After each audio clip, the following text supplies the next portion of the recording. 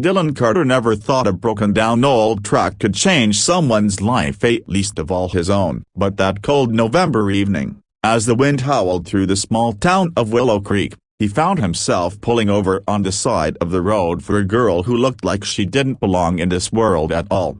She stood shivering by the roadside, hugging a threadbare backpack to her chest, her dress torn at the hem and muddied at the edges. She couldn't have been more than 16. Dylan, a single dad to 8-year-old Liam, knew what it meant to have the world look past you, and something about this girl made him slam on the brakes.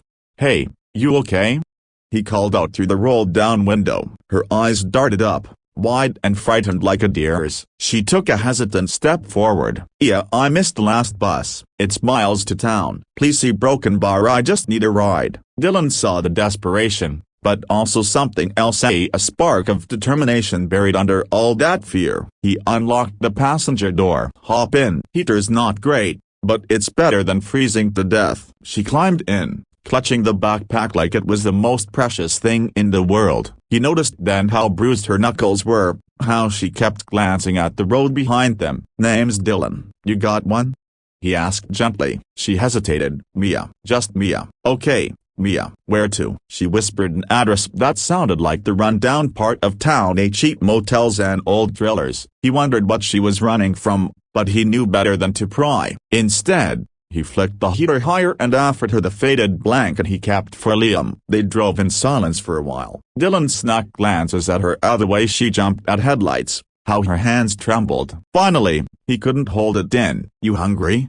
he asked. "There's a diner up ahead. Got the best grilled cheese in 3 states. My son would vouch for it." Mia opened her mouth as if to protest, but her stomach growled louder than her words. Dylan chuckled. "That's settled." Then, inside the warm diner, she sat across from him like a ghost, a tiny, shoulders hunched, eyes darting every time the door chimed. When the grilled cheese came, she devoured it so fast he ordered her another. When he slid the plate over, she finally looked at him, eyes brimming. "Why are you being so kind to me?"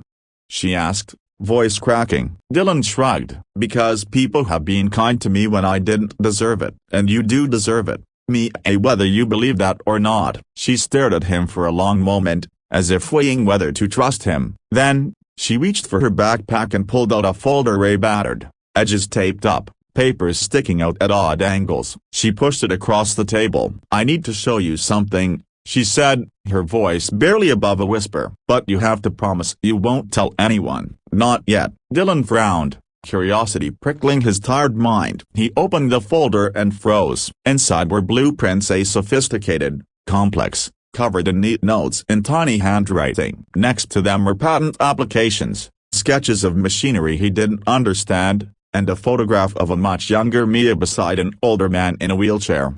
"That's my father," she said. "He was an engineer. Before he died, he created a design for a renewable energy engine that could change a Broken Bar everything. But after he passed, his partner tried to claim it. Tried to claim me, too. Said I was just a kid, didn't know what I had. I ran away before he could. The Broken Bar do worse." Dylan felt his stomach twist. "So what's this got to do with a billion-dollar empire?" She looked him dead in the eyes, her fear momentarily replaced by a steel resolve that made her look years older. "If this gets out, it will shut down oil rigs. It will destroy entire industries. My father's partner has big investors lined up to bury it forever. He's been looking for me because I'm the last legal tie to my father's patent." Dylan's head spun. Here was this scared, half-frozen girl, and in her hands, the future. He realized then what she was asking, though she hadn't said it yet. "You need a place to stay," he said quietly. "Somewhere safe,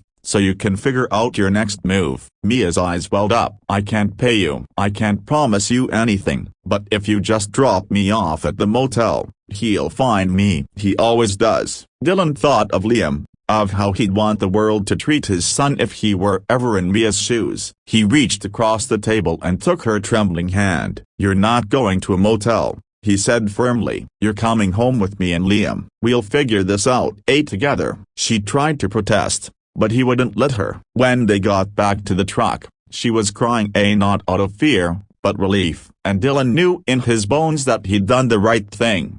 In the weeks that followed, The secret that sat between them turned into a plan. Dylan connected Mia with an old lawyer friend who used to help his ex-wife before she passed. They drafted papers, filed claims, and took on the billion-dollar empire that had stolen her father's life's work. The day the court ruled in Mia's favor, she stood on Dylan's porch, her torn dress long replaced by sturdy jeans and a warm coat. She hugged Liam goodbye, then turned to Dylan, tears in her eyes. "You didn't just give me a lift that night," she said, voice breaking. "You gave me a chance to believe in people again, in family, in myself." He smiled and pulled her in for a hug. "You're family now, Mia. You always will be." And when the headlines came out about the girl with nothing but a torn dress and a backpack who brought down $1 billion cover-up, Dylan sat on the porch swing with Liam, watching Mia's interview on TV.